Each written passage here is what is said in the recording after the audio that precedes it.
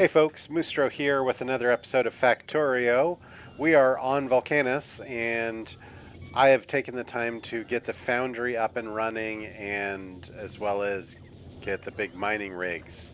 And then I also quickly did some light coal liquefaction so that I could then start getting cliff explosives.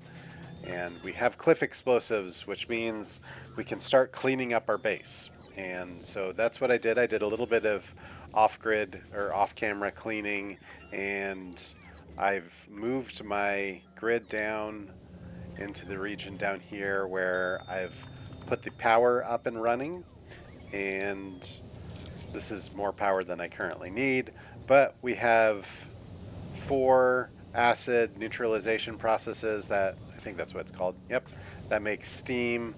The steam gets stored into storage tanks and then it gets pumped into the steam vents, or what are these called? Steam turbines, which will generate electricity. So we are absolutely producing, we're fully satisfying, and that makes me happy. The calcite, that's what it's called? Yep, calcite is being mined over here and dropped in so that it can be manually fed rather than have bots feeding it. I did keep the bot chest there just in case this runs dry, so we'll never necessarily run out of power. The other thing, I rotated our solar grids down here, and now I'm working on the process of coal liquefaction so that I can get my other fluids generated down here. So I have to think through that a little bit. The next stage is to get steam up and into the system. Okay, so we have the steam going into our coal liquefaction process. What I did was I took my acid neutralization process and I duplicated it in this block. I think eventually I'll probably stick another array of steam turbines right here. It takes, these 4 would supply the steam for the 4 here. So if we have another 4, 2 could be providing the steam for the 2 sets of steam turbines, and then these 2 are providing the steam for this. And I'm just going to do a real quick rate calculator. It needs 180 steam per second, and I'm fairly certain these things are like producing 2,000 steam per second. Some obscene amount. Let's see. Yeah, 2,000 steam per second. So one of these would be more than enough to feed the 18 coal liquefaction plants that I have. Now we need to set up the conversion process of taking the heavy oil and turning it into lubricant and light oil and petroleum. So we have to decide how many chem plants we're going to need for that process. Okay, I think I have this set up right for the first gate. The heavy oil is going to come out, it'll feed into this tank, and it will be sent back for the coal liquefaction. Then the gate here will open once I have a reserve of 5,000 heavy oil sitting in the tank here. And I don't know why I'm doing a double tank, but I chose to do a double tank because why not? Then the heavy oil will dump out and be converted into lubricant, and the lubricant will then be put into a tank as well. And what I need to do now is I need to put a gate for heavy oil to light oil cracking based on the lubricant that is available in this chest here. So we will connect a wire to this, and we will say enable if lubricant exceeds 5K. Okay, so it's disabled right now. All right, now we are going to do heavy to light cracking. Okay, so I think I've got the heavy to light cracking figured out. So the 18 of these guys will make 324 heavy oil, but 90 gets sent back to them as input. So that's 234 heavy oil that we would need to crack. And one of these guys takes 20 heavy oil to crack, so 234 divided by 20 is just shy of 12. So my 3 modules, I've got 12 heavy to light cracking, and now we're going to head on to the light to petroleum cracking. Also, we have to set up this gate here. So, oh wait, I already set that gate up. Okay, we're good there. Oh, this guy needs to come over this way. Okay, we got the water connected for our heavy to light cracking, and we also have the light being fed into a tank here. So the next step would be light to petrol, and we'll probably have a tank for light to petrol right there. Okay, by my calculations, we're going to need to have 16.8 of the light to petrol ones, and I think for the sake of keeping this in nice 3 modules, we'll round that up to 18.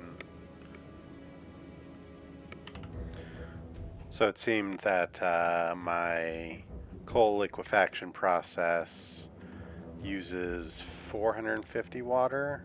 I think that's, yeah, it uses 450 water, which means I needed to increase my water production.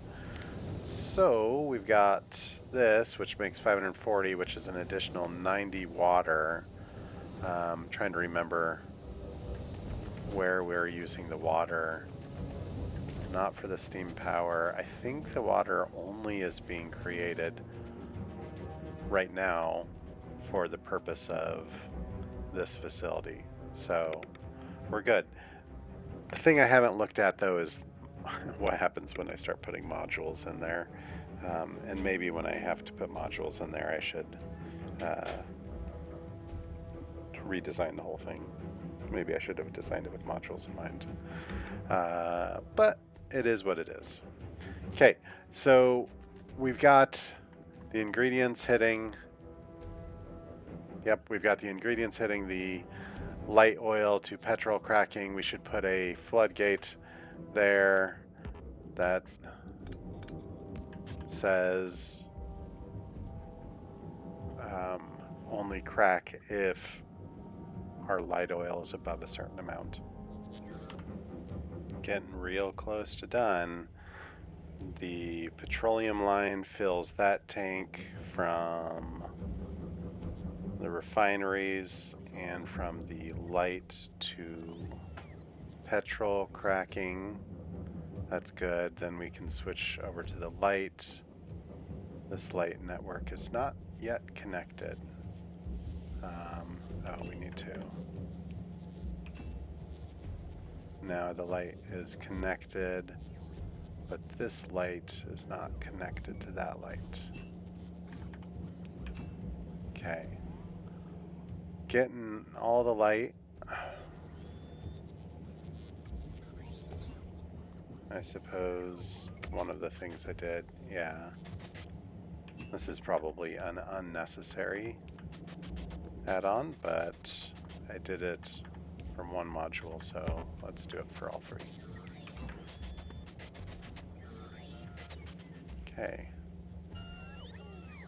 Lights coming in on all of those, mingling with the heavy to light cracking, and goes into the light tank.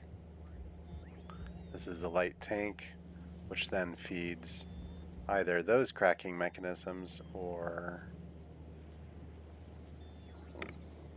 what's up with that over there? Oh, no, it's there. I just didn't see it. It was kind of hidden. Okay. Those look good. our water line looks like it's feeding all of our things. I think maybe, just maybe, we have everything that we need.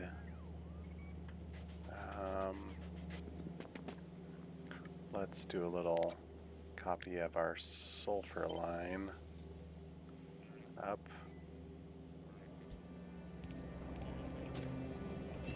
And the sulfur line also.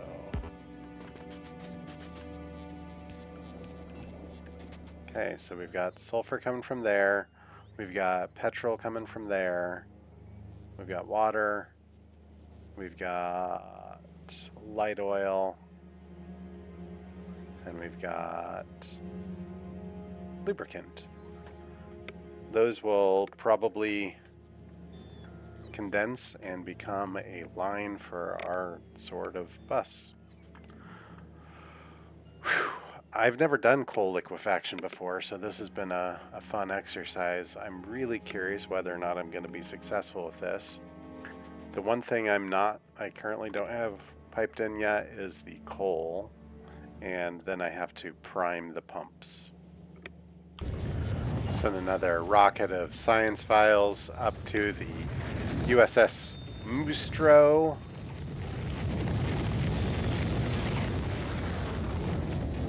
To make room, we dropped a bunch of stuff. We probably can stop this guy from producing for now, because we've definitely filled up our chests, and we're going to be moving these pretty soon. So let's not overcrowd our chests, especially since we just got a bunch of stuff imported from the Moosetro.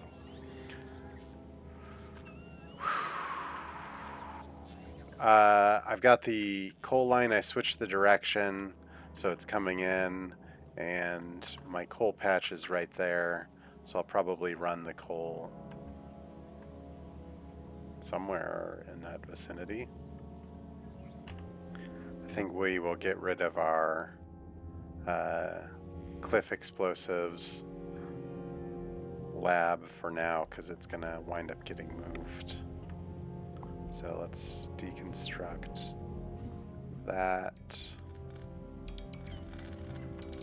And we will deconstruct these pipes across the coal field. And I think we are just about ready to hit prime the engines.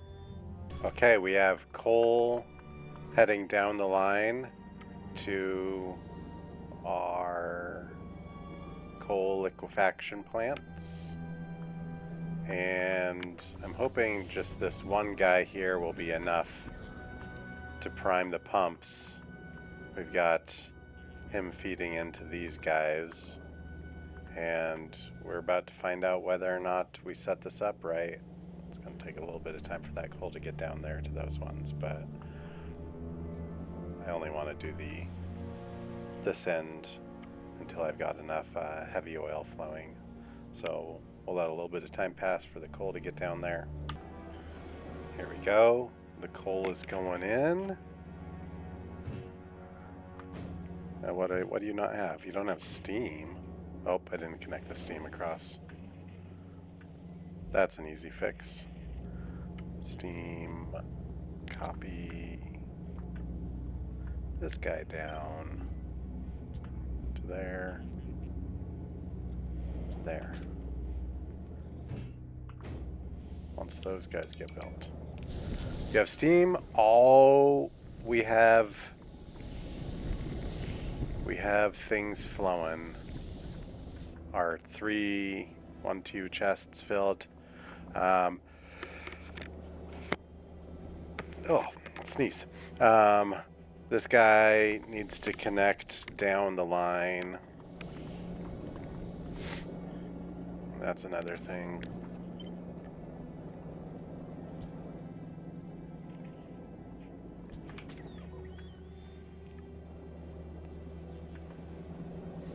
Copy you down to there.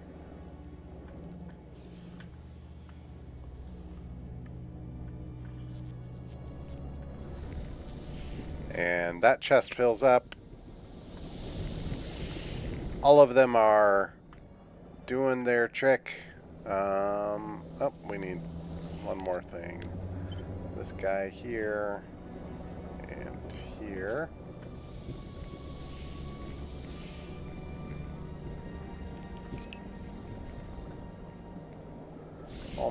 Almost fully connected. There's a few gaps in the pipes, which I knew was probably going to happen. But we have it now. And we should be able to eliminate the need for this one.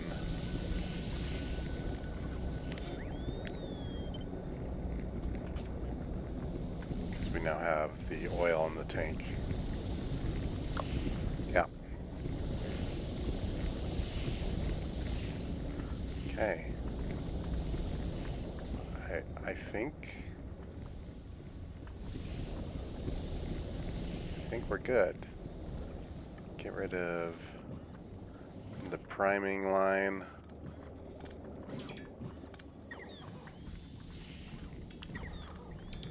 This means we can do away with this whole shtick.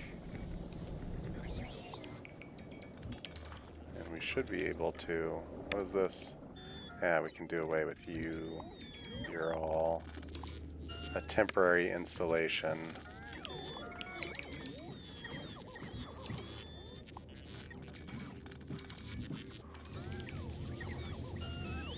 Now that means we've cut off water to this guy, but we're good on concrete for a short bit while we get our line set up.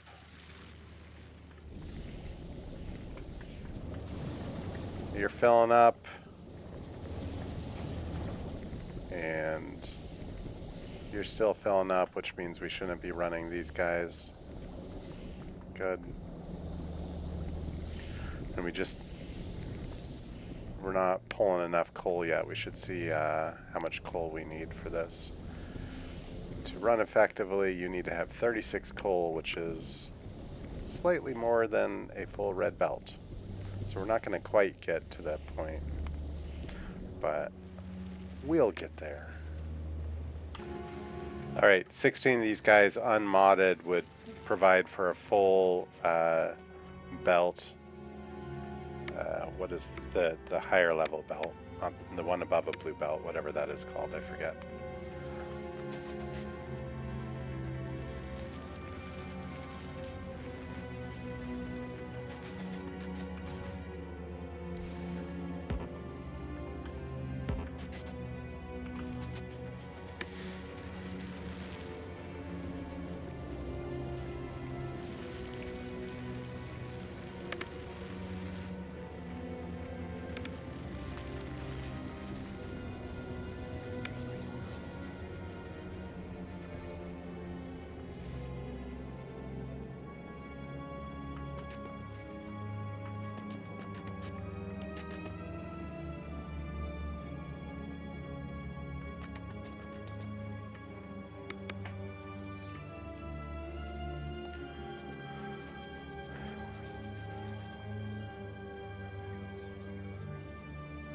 Now we're going to put a make everything machine on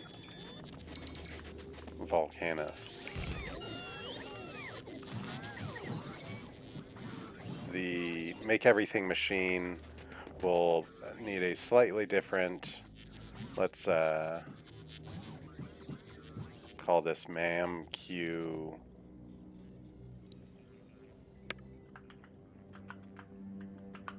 MAMQ. Oh, my caps lock is on. Vulcanus. And we'll do a multiplier of 2 as well. Okay.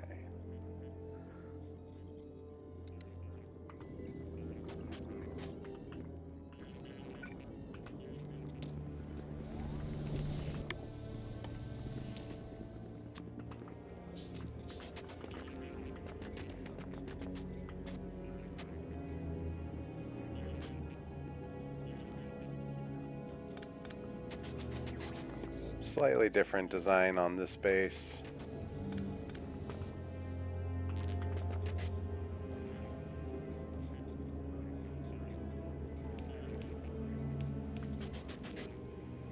Oh, am I hitting a... Oh, it's daytime, so I don't. The day and night cycles on Vulcanus are hardly noticeable.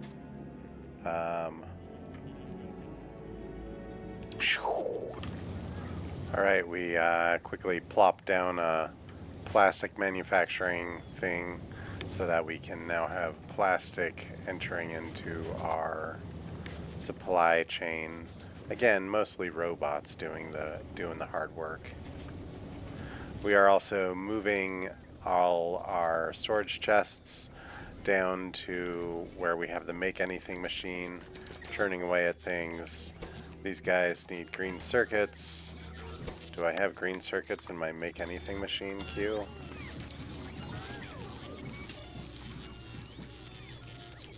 I don't think I do. So we'll make some green circuits. For now. Let's do 200. No, let's do 600. That way it picks up the green circuits first. Eventually we will get the green circuits being made elsewhere. But until we get all things up and running, this make anything machine should do the hard work for us. And then we can rely less on the spaceship going back and forth.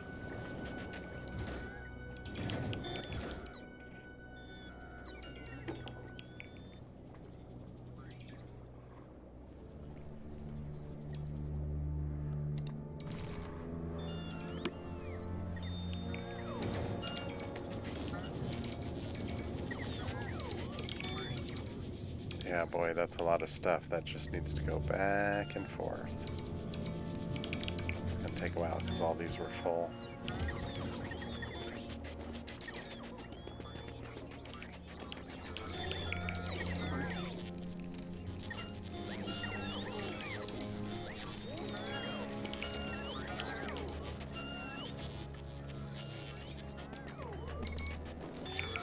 Oh man, almost done moving all these over. And the turbo transport belt is 91% researched. I'm pretty sure we had enough science over there to get that researched. Which means the next step is to start designing things to handle life with a turbo transport belt. That's exciting. What are these? Why is there blinking there? What are you guys lacking? Why is the map showing a blinking there? Oh, you don't have those. Okay, yeah, we don't need those power poles. Where are you at?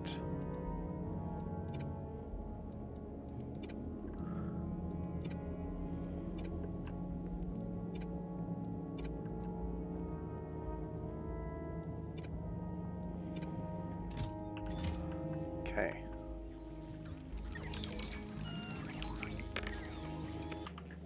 I think because of where I want to have the fluids bus travel, this is not going to work. So let's demo it.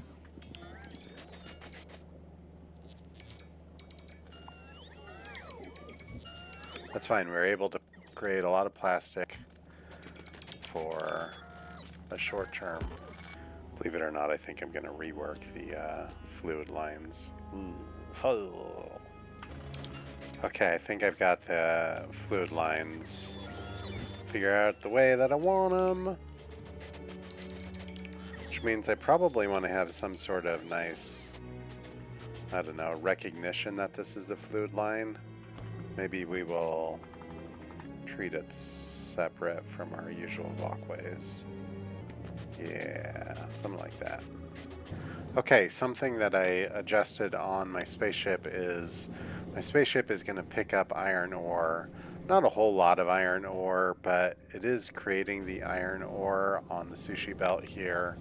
And I want it to, when it goes to Vulcanus and does the drop, I want to be able to get iron ore. So this thing here, novice export. I wonder if we should, yeah, I think we add a section. We'll just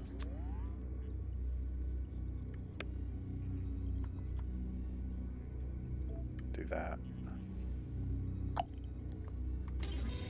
So now what it should do is it's gonna request the iron ore. Is this set requests? Yeah. I do think I need to rework that just a bit. But I'm running out of steam for that this evening. So I might put it on hold for a short bit. But due to the magical power of editing, it won't be a short bit for you. Okay, so I did a little bit of cleaning things up.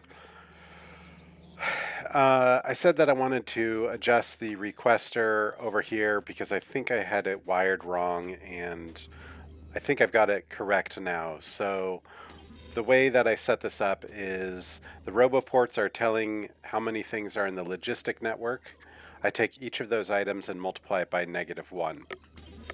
I also create a constant combinator that says this is what I want in the network, and those both get sent to a decider combinator, and so it'll take these negative numbers and add it to what I want, and if it comes out as a positive number, then it'll say, hey, cargo landing pad, request that number of items.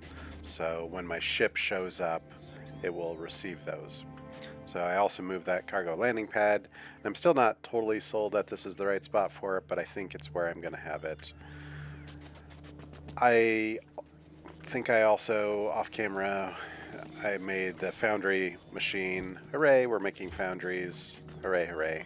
And I moved the metallurgy science over here. This whole collective of stuff and junk over here is pretty messy, and I am going to clean that up and do it all proper in the next episode. But for the episode, I think we're at a good spot, and I'm going to say thanks for tuning in, and this is Moosetro signing out. Have a good evening.